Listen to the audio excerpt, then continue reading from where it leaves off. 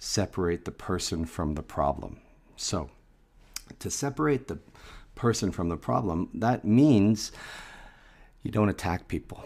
It means that you don't get angry and call them a name. Simply put, it might seem so obvious, and people listening to this might think, well, of course you wouldn't attack somebody, but it happens all too often where out of anger we say, you're such an idiot, or that's such a dumb idea, or something like that, when really what that does is that stops the communication right away.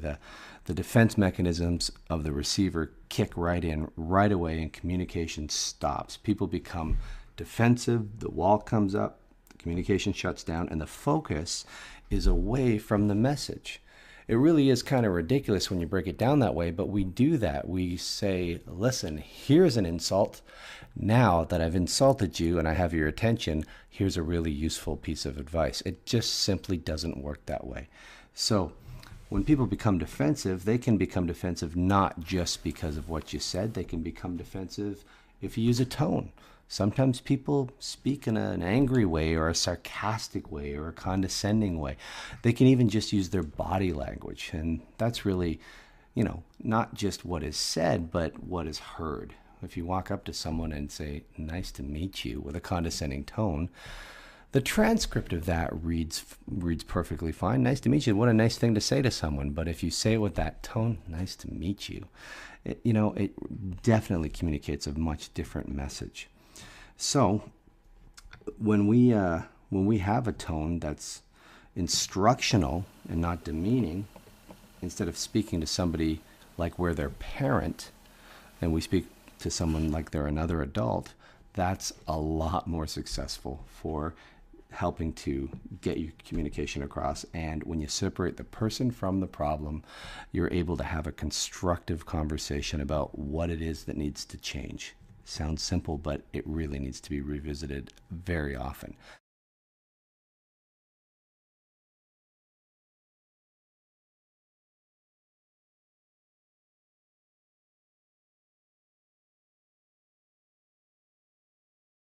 When we seek to resolve conflict using an interest-based approach, we have to understand the difference between positions and interests. A position represents where we stand. It's our stance.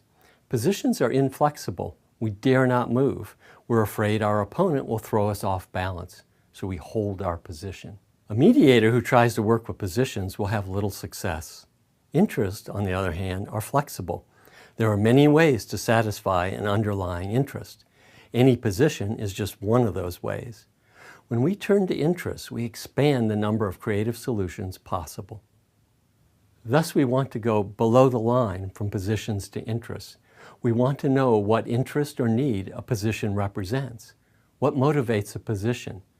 What is happening below the line? In your journal, explain the difference between positions and interests. Explain how going below the line expands the creative options that are possible. Practice going below the line. Help others switch from positions to interests. Note in your journal what you observe. Recall a time when you held a position and then later realized that position did not satisfy your interests.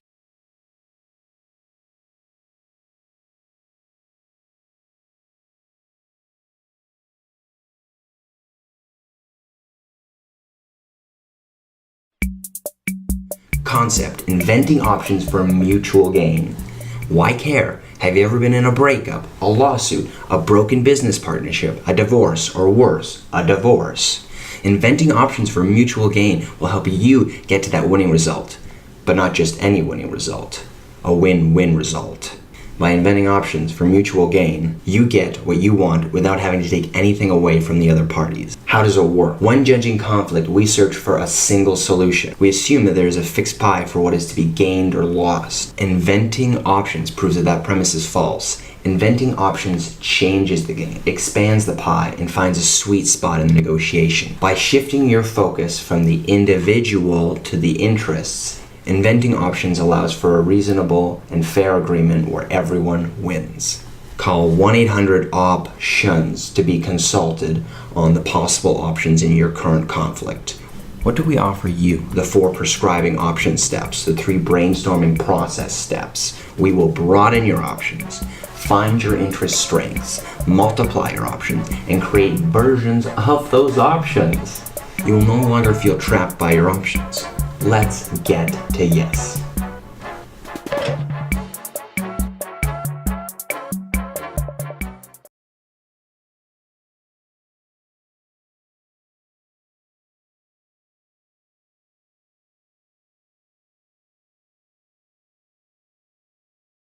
Some of that. What are objective criteria?